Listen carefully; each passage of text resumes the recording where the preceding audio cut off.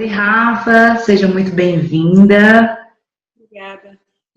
Gente, eu estou hoje aqui na série Diálogo com Buscadores, com a Rafa Capai, da Espaçonave, essa multipotencial, que faz um montão de coisa e que trabalha atualmente com o empreendedorismo criativo. E a gente vai bater um papo aqui, eu vou fazer algumas perguntinhas para a Rafa, sobre assuntos que eu considero que são interessantes e são importantes, e que espero que possa contribuir para vocês que estão aí nos assistindo. Rafa, eu queria começar esse nosso papo de hoje te perguntando como que você se sente hoje, sendo essa Rafa, na qual você se transformou, que trabalha com empreendedorismo criativo, mas que já fez um montão de coisa, que já foi bailarina, atriz, e, enfim, já foi um montão, já foi e continua sendo um montão de coisa, mas que hoje, nesse momento, está trabalhando com o empreendedorismo criativo. Como que você se sente sendo essa Rafa hoje? Me sinto bem. Mas me sinto cada vez mais em busca do que talvez seja mais simples, assim. Que é cada vez mais entender de fato o que faz sentido para mim. Eu sinto que cada vez mais eu caminho na direção de deixar a minha bússola a cada projeto, a cada coisa que eu faço, a cada decisão. Eu acho que a cada erro, inclusive, eu acho que eu tenho ficado mais verdadeira com o que é meu, de fato, com o que me faz, né? O que me faz ser eu. Então, eu acho que talvez a gente nunca chegue nisso, exatamente o que é ser a gente, mas eu me sinto em busca disso, assim, o que me faz querer viver, o que me faz querer trocar, o que me faz querer aprender e como eu posso fazer isso na companhia das pessoas que me acompanham. Legal. Tem muito a ver com autoconhecimento.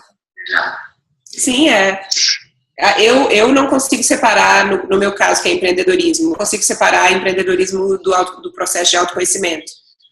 Para mim, são moedas, lados diferentes da mesma moeda. Assim. Como é que eu me torno uma pessoa melhor para ser capaz de gerar mais valor para o mundo e para ser capaz de transformar o mundo com o que eu faço, e pode ser desde um quadro na parede até um aplicativo.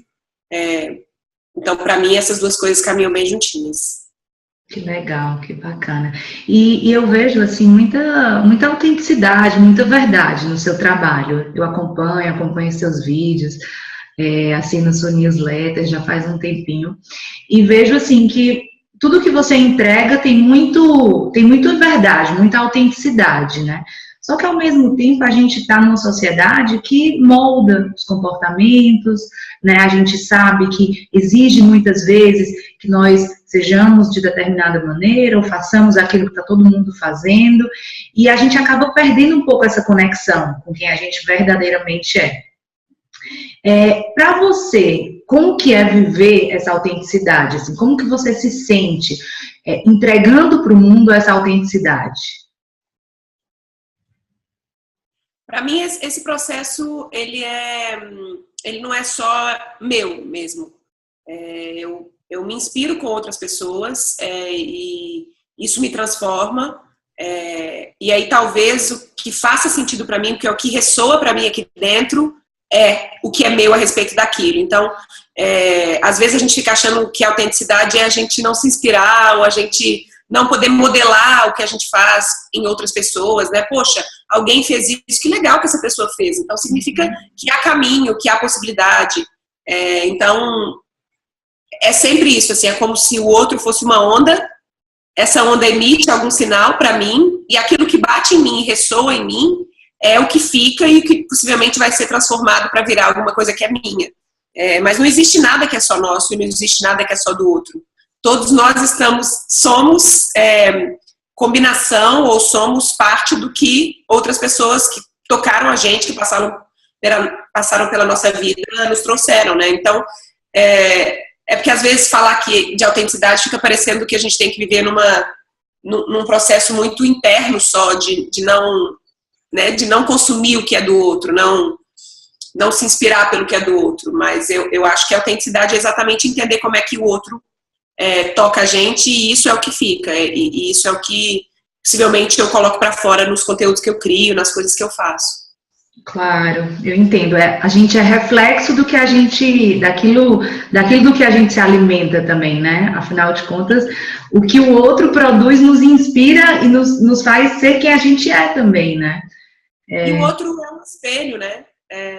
O outro é um espelho. Então, muitas vezes eu mesmo não tenho clareza do que é meu, do que é autêntico meu, mas alguém que acompanha meu trabalho me manda um e-mail falando: Rafa, que legal que foi aquilo que você falou, por isso. Falei: olha, caramba, isso também tocou essa pessoa e possivelmente veio de mim também. Então, é o processo de olhar para dentro, mas também olhar para fora, olhar no outro quem a gente é, né? Não comparativamente, mas quando a gente vê o que é diferente, a gente consegue entender o que é nosso próprio, né? É verdade, Rafa. Isso é bem difícil, né? Porque às vezes a gente entra assim num processo egóico de eu sou a minha projeção, né? Eu sou aquilo que eu projeto que eu gostaria de ser, mas no fundo eu não sou aquilo, né? Então é um processo bem complexo. Eu acho que a gente tem que se entender muito, entender o outro, para poder entender quem a gente é de verdade, não a imagem que a gente projeta, né? Que a gente gostaria de ser para os outros. Mas eu acho que você consegue fazer isso super bem, mesmo sem perceber, você consegue transmitir muita verdade, muita autenticidade nas suas entregas, do que você entrega para as pessoas. E eu queria perguntar outra coisa que tem a ver também com as suas vocações, com o que você faz, com o fato de você ser uma multipotencial, né? Você ser também um canivete suíço, como você mesmo disse naquela sua palestra lá do TED. Eu queria te perguntar, Rafa, como que você faz para, sendo essa multipotencial, essa pessoa que faz um monte de coisa ao mesmo tempo, que está envolvida em tantos projetos, como que você faz para focar e ser uma pessoa produtiva? Porque eu entendo que isso é super difícil, né? Eu, por exemplo, sou uma pessoa que tem 1000 coisas na cabeça e é difícil a gente colocar as coisas em ordem, organizar o que é prioridade. Como que você faz para focar e não perder, não perder a sua produtividade, o seu tempo precioso? Eu estou numa fase que talvez eu não consiga ensinar muito isso, porque eu estou numa fase pouco produtiva nesse momento. Mas eu estou lendo esse livro aqui, né? Comecei agora, é exatamente uma busca que eu estou tentando retomar para ela, que é o essencialismo. E o primeiro capítulo já super me tocou, assim. Eu ganhei ele ontem e já comecei a ler, porque a gente começa a fazer tudo para os outros, né? A gente começa a fazer tudo que nos demandam. E especialmente empreendedores, quando a gente entra nessa pilha de, poxa, vou fazer dar certo, vou fazer meu negócio dar certo. E aí a gente precisa começar a fazer coisas, e a gente manda um monte de inputs para o mundo, e essas coisas começam a retornar, a gente fala: não posso falar não, porque, né, eu criei isso, eu criei esse monte de movimento, deixa eu responder esse movimento. Uhum. E quando a gente começa a responder demais e para de novo de esquecer o que disso faz sentido pra gente, a gente começa a fazer coisas demais sem foco. Então, a pergunta é sempre... Tem um autor que fala que quando a gente está começando a empreender ou tentar uma carreira como artista, se chama Neil Gaiman. A gente começa a mandar a gente coloca um monte de coisas em garrafas, como se a gente estivesse numa ilha deserta, e a gente coloca coisas dentro de garrafas e começa a mandar essas garrafas para o universo, né? Começa a espalhar conteúdo, espalhar texto, espalhar informação, espalhar conceito pelo mundo. Em algum momento, essas garrafas começam a retornar. Alguém fala: nossa, achei isso legal, vamos fazer isso? Olha, que massa que foi aquele texto. E se você me desse uma entrevista? Ah, que massa. E as coisas começam todas a retornar. E aí que é importante a gente começar a ver do que retorna, o que eu realmente quero fazer. Porque senão, se a gente acha que tudo que retorna precisa ser respondido na mesma medida, a gente para de fazer, já mandar as nossas próprias garrafas novamente e começa só a responder as garrafas dos outros. Então, é um desafio constante. Para mim, é o tempo todo o tempo todo eu tô repensando, será que o jeito que eu estou trabalhando está funcionando? Essa semana eu fui produtiva, não foi? O que eu posso mudar para a semana que vem? O que está faltando? O que não está? E eu acho, se outros criativos ou multipotenciais estiverem, mesmo que não sejam relacionados ao universo da criatividade, estiverem nos ouvindo, eu acho que é um processo para a vida. Assim. A gente está vivendo numa era de muita informação. Então, se a gente não coloca um filtro no que volta e no que a gente deve ou quer responder, a gente não consegue dar conta. A Lala, eu entrevistei a Lala de Rezelin essa semana aqui na Espaçonave, semana que passou, e ela falou, a quantidade de informação no mundo está crescendo do ponto de vista exponencial, certo? Todo mundo está criando conteúdo, todo mundo está gerando informação, todo mundo está compartilhando informação. Mas a nossa capacidade de absorção de conteúdo não cresce. Ela é a mesma desde sempre, 24 horas por dia. E, na verdade, nem é 24 horas, porque a gente faz um monte de outras coisas nesse processo, assim. Ui.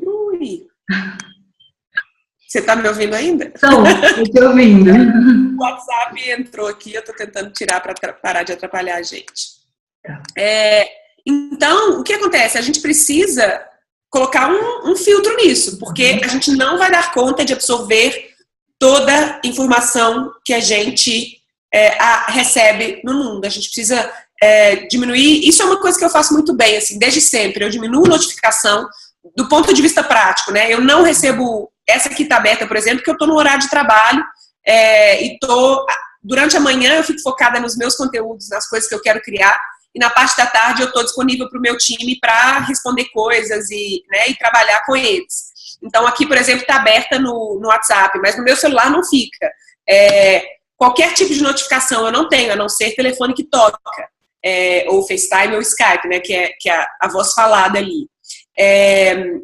Eu tento, nessa primeira parte da manhã, priorizar o que é criação e deixar para a parte da tarde o que é reação, o que é reativo. Então, eu só vou conversar com o time, só vou fazer alguma coisa como essa nossa entrevista, normalmente às tardes, que é o horário onde eu possivelmente já fiz coisas mais importantes para mim. Então, eu acho que a palavra é priorização, não adianta. Mesmo que a gente seja multipotencial, a gente não vai dar conta. Eu já me conformei com não ser capaz de colocar todas as ideias que eu tenho no mundo. Eu não vou ser capaz nessa vida.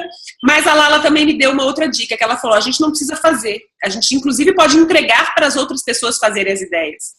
A gente só vai dar conta de continuar modificando o mundo com toda essa informação que a gente está gerando se a gente se juntar e fazer coisas juntas e potencializar a nossa capacidade produtiva. Então, eu acho que é um passo de cada vez, mas existem, né, claro, algumas questões mais práticas que eu exercito e quem está nesse bololô de excesso de informação precisa buscar isso na própria vida. O que é importante para mim? Qual que é o trabalho que mais faz sentido? O que só eu posso fazer? Ninguém mais pode fazer? O que eu quero fazer? O que eu quero entregar para o mundo? E aí priorizar dentro disso que a gente encontrar como resposta. Uhum. Isso, e essa é a dificuldade que eu acho que muitas pessoas têm, né, Rafa? Porque esse sem número de informações que chegam até a gente, muitas vezes a gente não consegue filtrar e aí vira distração, né? Na verdade, não vira conteúdo, vira só uma distração, porque como a gente não processa, acaba que a gente se distrai lendo alguma coisa ou consumindo algum vídeo, algum conteúdo, mas a gente não tem nem tempo de internalizar, né? E eu acho que outro ponto que é super importante, que eu queria te perguntar também, como que é o papel do ócio na sua vida? Já que a gente está falando disso, né, de ser produtivo, de ter uma rotina, você está dizendo que de manhã você cuida um pouco mais de produzir seus conteúdos, de exercitar sua criatividade, de tarde as tarefas um pouco mais mecânicas, e qual que é o tempo na sua vida que você dedica ao seu ócio, a ficar, né, livre, sem nenhuma obrigação, sem ter nada para fazer, nenhum compromisso formal? E qual que é o papel do ócio na sua vida? O ócio tá bravo comigo, tá brigado comigo. Tenho clareza que eu preciso disso, mas nesse momento eu não tenho conseguido exercitar. Como eu estou numa fase de crescimento grande da espaçonave, assim, né? Então, esse tem sido um ano bem diferente pra gente, assim, porque eu tenho trabalhado com muitas garrafas estão chegando, dessas garrafas que chegam, muitas são muito legais e eu quero fazer, e eu estou exatamente nessa fase de não ter muito espaço para não fazer nada. Eu vou sair de férias essa semana, exatamente porque eu percebi que se eu não colocar um limite, até para mim mesma, porque às vezes pinto uma coisa legal e eu quero fazer e eu marco para fazer e meu corpo dá conta de fazer, mas no acúmulo de dar conta, uma hora o corpo da gente sofre e reclama, né? Então, eu vou ficar pela primeira vez, possivelmente, eu não sei qual foi a última vez que eu tirei férias formais, assim, de fato não entrar no e-mail, ou de não criar um conteúdo, porque agora quando eu, fui para Nova York, fui fazer conteúdo, fui para Londres ano passado, continuei trabalhando, então vai ser a primeira vez que eu vou, de fato, não fazer nada, e aí nem preparei muita viagem, porque eu quero justamente não ter muita coisa que fazer. Eu quero voltar a experimentar essa sensação de não ter nada para fazer. Minha cabeça está precisando, minha criatividade está precisando. Eu sinto, né, que talvez eu estou começando a repetir coisas, então eu quero abrir minha mente para outras possibilidades. Eu acho que só o ócio é capaz disso. Acho que a gente tem um papel muito grande para falar de empreendedorismo, para falar dessas coisas sobre um ponto de vista mais humano. Porque se a gente ficar só rebatendo, né, na cabeça das pessoas que elas têm que fazer, que elas têm que trabalhar e fim de semana, continua trabalhando, que uma hora vai dar certo, blá, blá, blá, sem pensar que essa pessoa tem que cuidar dela mesma, talvez existam super-homens e super-heroínas no mundo afora, mas a minha percepção das pessoas com quem eu converso, dos meus alunos, das pessoas que eu atendo, a sensação que eu tenho é que as pessoas estão cansadas, que as pessoas estão fatigadas pelo excesso de informação, pelo excesso de fazer. Então, eu acho essencial que a gente tenha pequenos cortes na rotina. O coach, o Brendon Burchard, eu fui num evento dele em 2014 e ele falou isso, que de 90 em 90 dias ele tira férias, sai por uma semana, e que tem as férias ainda, mas que ele normalmente também no fim de semana, né, para. Então ele organiza a vida dele para não fazer nada em períodos específicos. Vai lá, bloqueia a agenda dele e não faz nada naquela data. Então eu estou precisando fazer isso. Foi exatamente o que eu fiz. E eu acho que é essencial, assim. O não ter feito me colocou num espaço hoje que me fez perceber isso, quanto é importante a gente ter pausa para as coisas e ter tempo para simplesmente estar, não fazer. É verdade, Rafa. Isso é super importante, né? Eu até ia comentar na pergunta anterior, quando você falou do livro, eu escrevi um artigo sobre esse livro, do essencialismo. Eu li, achei super interessante, também foi um amigo que me recomendou, e eu percebi que eu não priorizava o que era de fato importante para mim. Porque muitas vezes a gente prioriza o que é importante para os outros, né? Ou o que é importante para o nosso trabalho, para o nosso projeto naquele momento, e a gente acaba não priorizando. E foi nessa minha busca também por encontrar um pouco mais de equilíbrio, né? Entre toda essa produtividade mental, essa espiral na qual a gente entra. E, assim, eu estava fazendo, por exemplo, muito exercício e muita atividade com o meu corpo e também pensando muito, escrevendo, lendo, e aí me dei conta de que eu estava ansiosa, né? Ou seja, eu não estava dando espaço para a parte espiritual, para meditar, para encontrar um espaço de espiritualidade dentro da minha vida. E era algo que tinha sido importante sempre para mim, mas que com essa espiral da vida eu tinha acabado me deixando entrar aí nesse ciclo, né? E aí eu queria te fazer uma pergunta também que tem a ver com tudo isso, com esse nosso fluxo de energia, com a gente conseguir equilibrar esses aspectos, né, da nossa vida. Você falou que você está nesse momento, né, de tentar manter um pouco mais o equilíbrio entre a sua vida pessoal, seus momentos de ócio, seu trabalho. No seu dia a dia, que é que você cultiva, assim, o que é importante para você, Rafa, para as pessoas que estão nos ouvindo, para que elas também reflitam, né, façam essa reflexão. Como que eu cultivo o equilíbrio entre o meu corpo, minha mente e meu espírito no meu dia? Também não sou assídua com todas essas coisas, mas eu sinto que exercício físico eu sou, então eu faço exercício físico pelo menos 3 vezes por semana. Tento fazer mais, mas não tenho conseguido. Meditação diariamente, pelo menos 20 minutinhos. Comer minha própria comida que eu mesmo cozinho, isso é praticamente regra aqui em casa. Dificilmente a gente come fora, ou que não é fim de semana, sim, mas no dia a dia. E normalmente comida não industrializada, então com exceção de um queijo ou de uma azeitona que vem em pote, todo o resto vem de proteína, carne, frango, peixe, frutas, legumes, castanhas, então até pão mesmo não é uma coisa que eu como regularmente, tudo que vem com muita embalagem eu evito. Brincar com as minhas cachorras.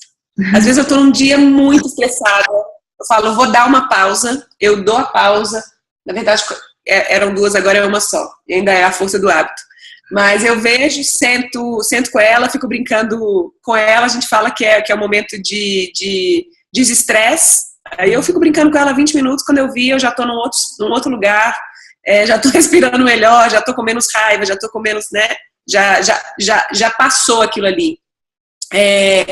Consumir cultura, então teatro, cinema, livro, tento consumir coisas que não estão relacionadas com o universo do meu trabalho, mas que me inspiram muito. Então vou ao teatro, vou assistir cinema, vou assistir séries de coisas interessantes, vejo documentários, amigos, essas coisas todas eu vejo que são essenciais no dia a dia né, para manter isso, para manter essa conexão com a gente mesmo, com o que é o essencial da vida.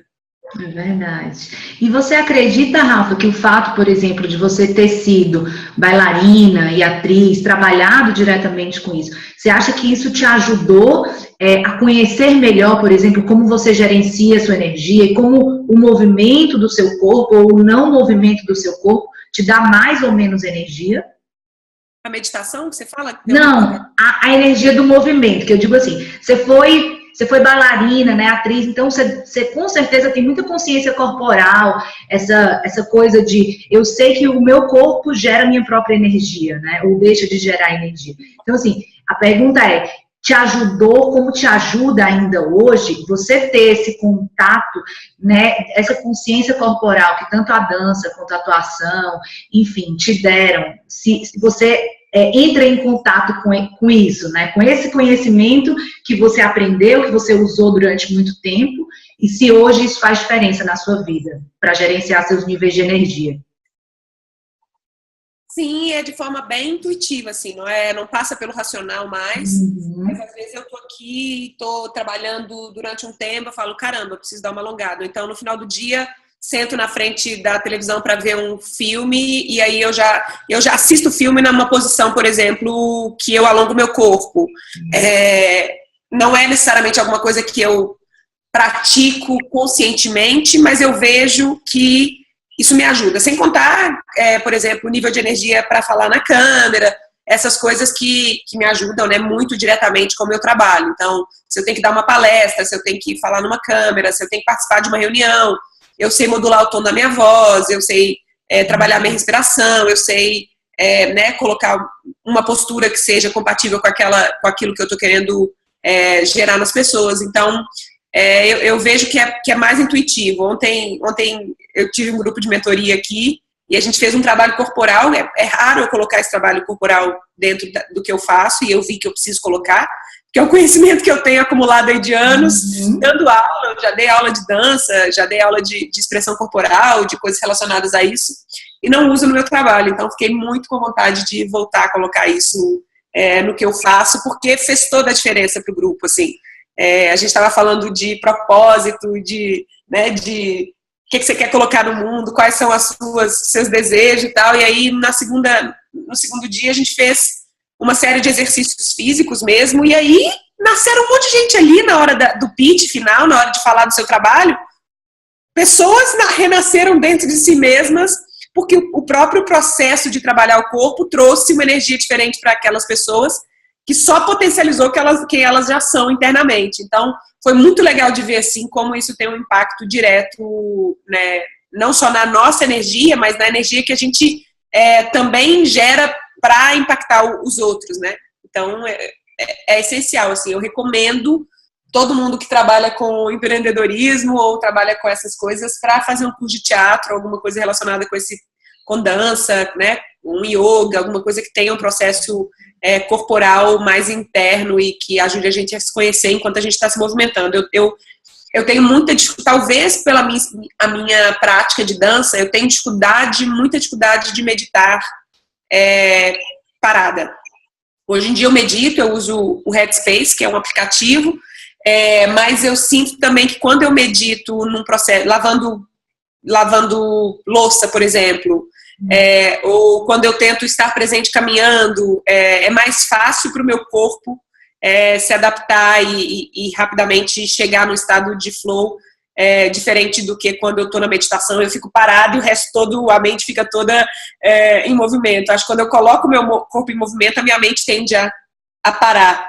Não sei se é para equilibrar, mas funciona muito para mim, assim, um mindfulness, eu me dou melhor com ele do que com a meditação estática. É super interessante. Eu estava até gravando esse final de semana um vídeo sobre isso, sobre as formas que você tem de meditar. As pessoas às vezes pensam que meditar é só parado, né? Existem várias formas de meditar em movimento. Você pode meditar quando você está tomando banho, quando você está escutando uma música. Enfim, é só você, como você falou, né? As técnicas de mindfulness ou de atenção plena permitem que a gente se concentre em uma só atividade. Isso já é uma meditação, né? Porque a nossa mente vai para um ponto específico.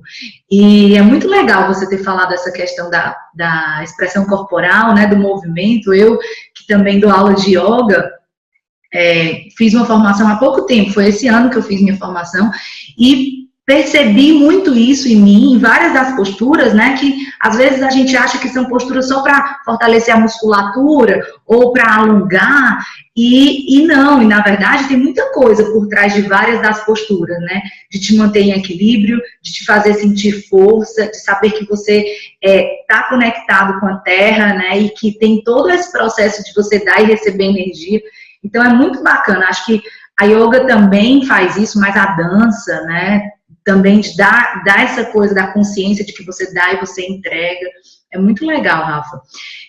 Já que a gente tá falando de processos que são necessariamente criativos, né, que atuar, dançar, e você trabalha com empreendedorismo criativo, eu queria ir para uma parte de uma pergunta que eu pensei em te fazer, que tem um pouco a ver com as técnicas e ferramentas que você utiliza com as pessoas com as quais você trabalha, para liberar essa criatividade que todos nós temos, né? Em vários dos seus vídeos eu já assisti, você falando que todos nós somos criativos, todos nós seres humanos somos, né, por natureza criativos. Mas, claro, muitas vezes a gente não consegue acessar essa criatividade. Então, eu queria que você contasse um pouquinho sobre as técnicas, ou as ferramentas, ou os processos que você ensina para que as pessoas consigam acessar essa criatividade. Na verdade, a gente usa estratégias assim de pensamento criativo. Então, são coisas simples que talvez a gente não tenha clareza, que a gente usa no dia a dia, mas o processo de repetição é uma estratégia criativa. Então, um ator de teatro, ele tem um texto e ele repete esse texto 3, 4, 5, 20, 100 vezes, e nesse processo de repetição ele vai lapidando. Ou então, você escrevendo um texto, você escreve, você reescreve, você edita, você edita, você edita. O processo de repetição nada mais é do que um processo criativo. Porque ele está colocando a gente em contato com aquilo e cada vez que a gente faz, a gente está criando e recriando. Um outro processo criativo que eu gosto é o processo de trabalhar com a limitação. Esse, o tempo inteiro, eu recomendo os meus alunos fazerem. A gente tem até o desafio do 30 e 10 e 30 dias, que faz exatamente isso. As pessoas escolhem um desafio e elas repetem esse desafio com uma limitação específica durante 30 dias. Então, por exemplo, eu fiz esse ano 30 vídeos em 30 dias, e eram vídeos de textos que me inspiravam, que eu chamei de clichês necessários, e esses vídeos não podiam ter mais de 1 minuto. Então, essa era a limitação. Era um texto de outros autores que tinham que ter só 1 minuto.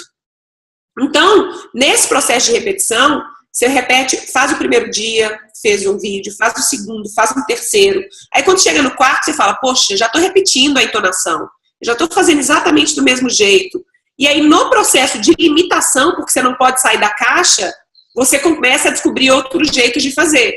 Então aí eu já comecei a colocar a câmera em outros lugares, já comecei a fazer o texto completamente diferente do que eu tinha imaginado a fazer. Então, por repetir dentro de um limite, dentro da caixa, você acaba conseguindo sair.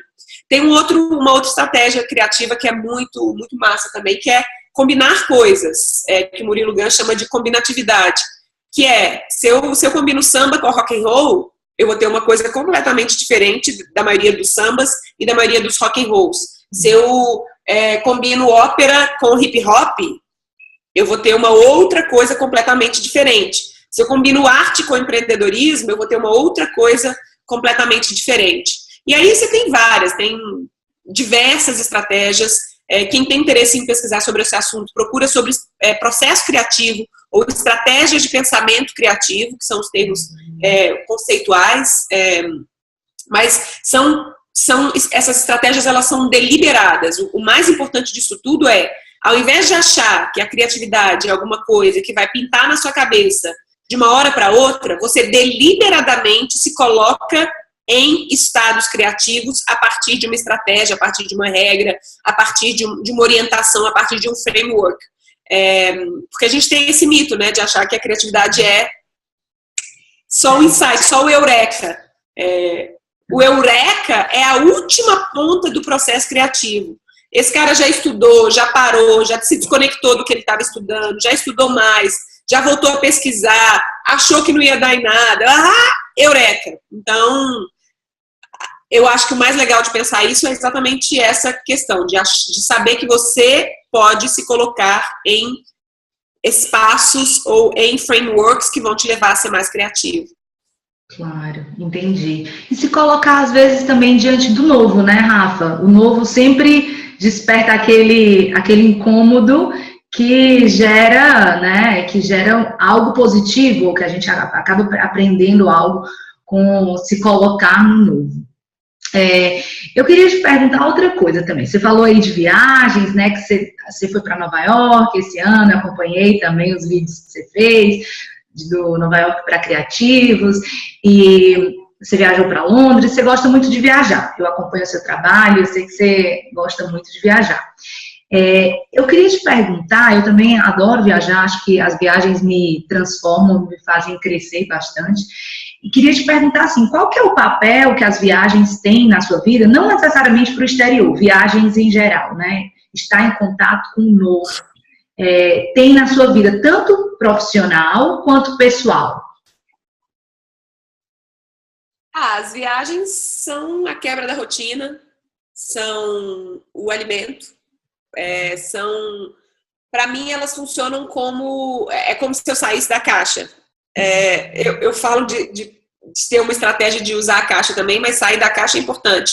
Muitas vezes, quando eu viajo, eu volto vendo a minha realidade por cima.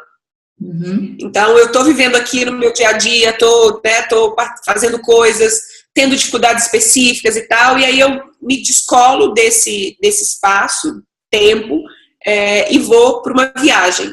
E aí, na viagem, possivelmente eu já me conecto com outras coisas, já começo a absorver, muitas vezes, outras culturas, mesmo que seja dentro do Brasil, né? A gente é um país multicultural, milhões de coisas diferentes para conhecer, e aí é como se eu me tirasse de dentro do contexto. Então eu volto para a minha realidade diferente daquela pessoa que estava lá vivendo aquela realidade. Então eu já olho para essa realidade de uma maneira diferente, eu falo, olha, gente, eu não estava vendo isso, nossa, isso está tão óbvio, ah, meu Deus, como é que eu estou fazendo? Não acredito. Então, isso é essencial para mim, viajar recorrentemente, quanto mais melhor, porque é como se eu evoluísse, a cada viagem eu voltasse diferente, eu voltasse pensando alguma coisa.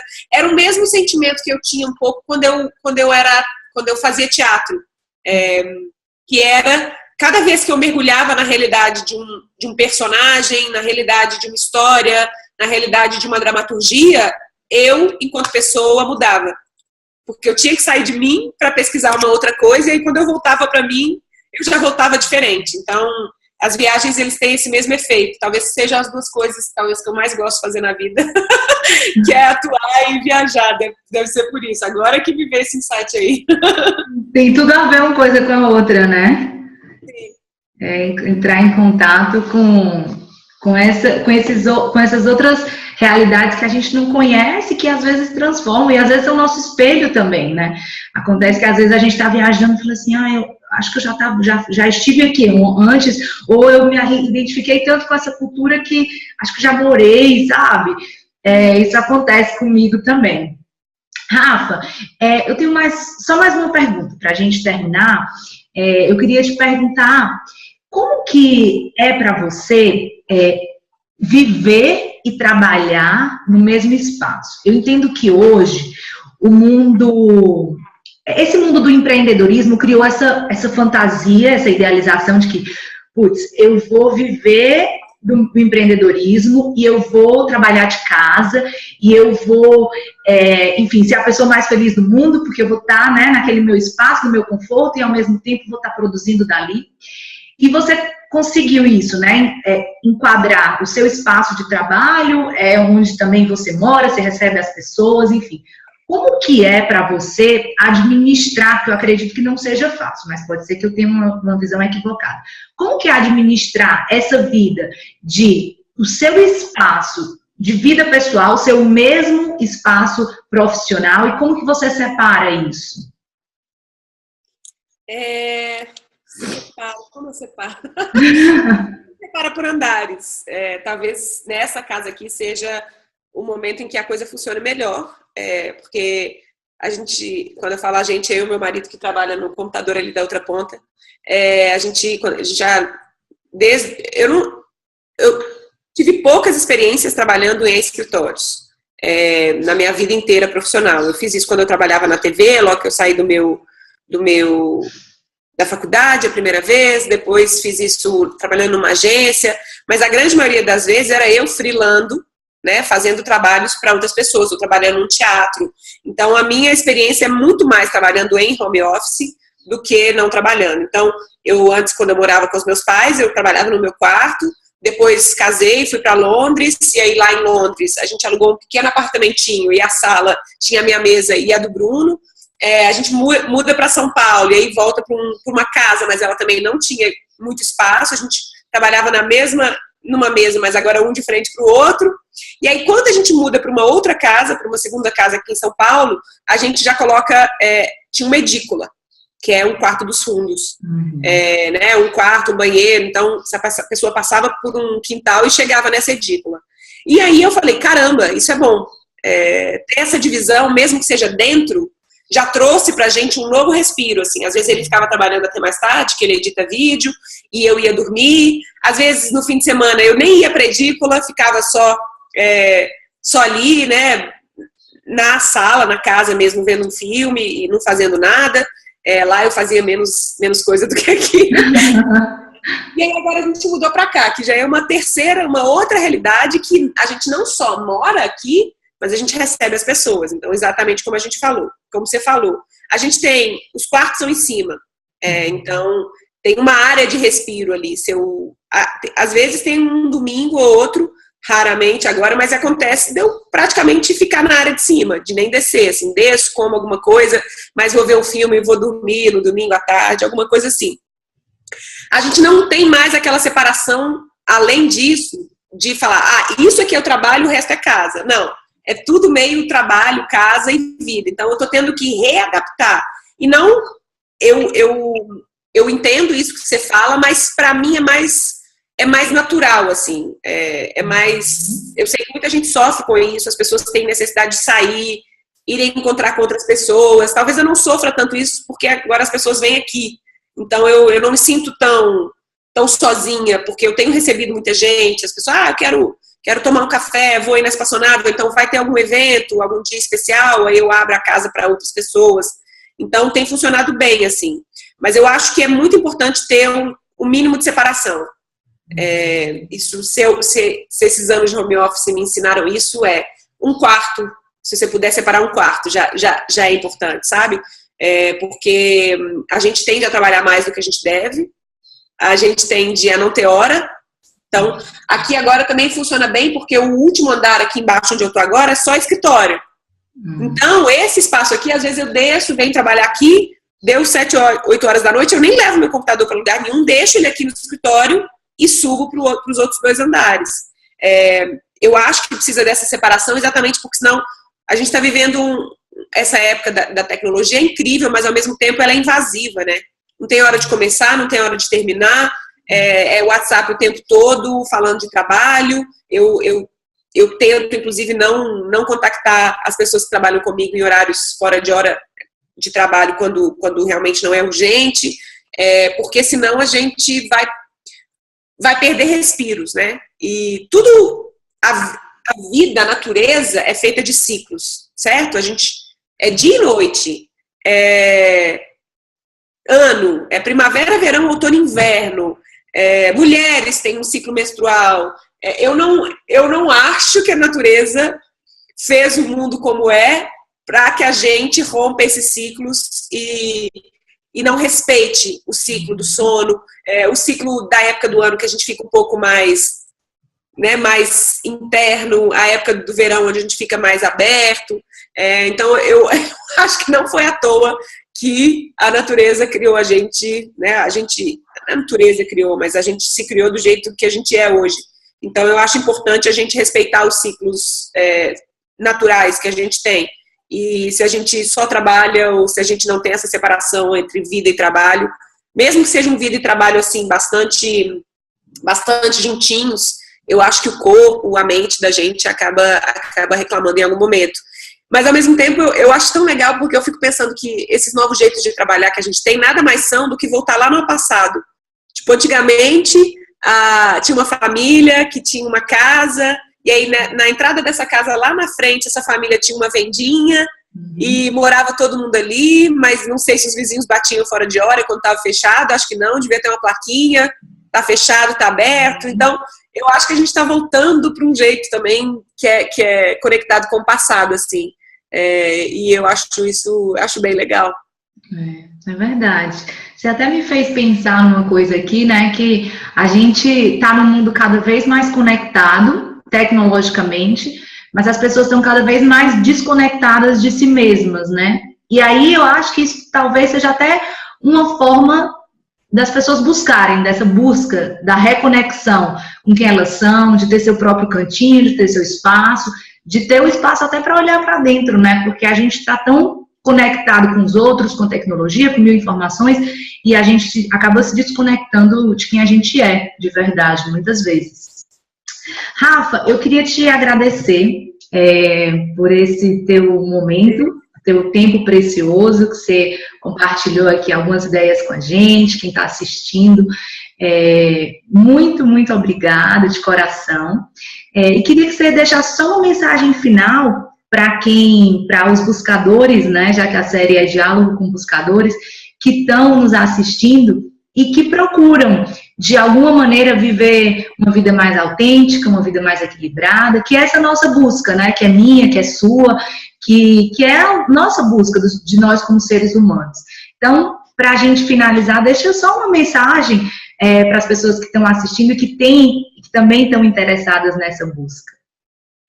Hoje eu assisti um vídeo da Oprah, um trechinho de uma entrevista da Oprah, e ela falou uma coisa que eu acho que a gente já fala há muito tempo e que faz todo sentido, mas não existe certo, não existe errado, não existe o caminho certo, não existe o caminho errado, existe apenas um caminho, né? E às vezes a gente fica nessa loucura achando que a gente está buscando pelas coisas erradas, mas possivelmente a gente precisou buscar pelas coisas erradas para aprender que elas eram erradas. Então, eu acho que isso é o mais importante, assim, é a gente tentar entender que mesmo nas horas mais difíceis, aquilo eu não acredito muito em estava marcado, aquilo já estava escrito, mas eu acredito que a gente cria sentido para as coisas. Então, nos momentos difíceis, a gente vai acabar criando sentido e aquilo vai acabar fazendo sentido para a gente, sabe? Então, não tem certo e não tem errado, tem apenas um caminho e a forma como cada um de nós dá conta de lidar com esse trem doido que é a vida. Então, eu acho que a única coisa mesmo que eu acho que é importante é não parar de buscar. Continuar buscando, porque é a única coisa que resta pra gente na vida, é continuar buscando. É verdade. Que lindo, Rafa. Obrigada de coração, mais uma vez. E a gente se fala, a gente se vê, e eu espero que esse vídeo seja útil para quem nos assistiu até aqui. Tá bom? Um beijo. Um beijo. Tchau.